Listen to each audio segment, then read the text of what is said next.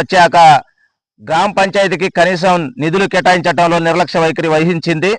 కనీసం నిధులు లేక గ్రామ పంచాయతీ వర్కర్లకు జీతాలు ఇవ్వలేక గ్రామ పంచాయతీలో ఉన్న ట్రాక్టర్స్కి డీజిల్ పోయలేక పారిశుద్ధ పనులు పూర్తి చేసుకోలేక అనేక అవస్థలు పడుతున్న పరిస్థితి ఈ రోజు రాష్ట్ర వ్యాప్తంగా ఉన్న పరిస్థితి ఉంది.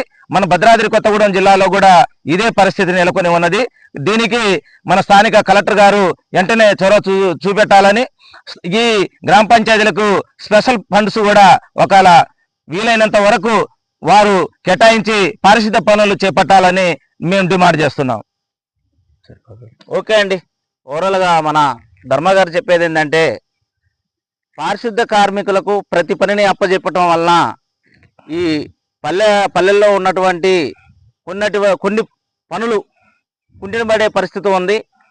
కాబట్టి దేనికైతే ఇంకుడు గుంటలకి 100 రోజుల పని పెట్టి ఆ నిధుల ద్వారాగా చేపిస్తున్నారో 100 రోజుల పని కూలీలను కూడా పెట్టి చేయిస్తే ఇంకుడు గుంటలు చేయిస్తే బాగుంటుందని చెప్పేసి వారు తెలియపరిచారు.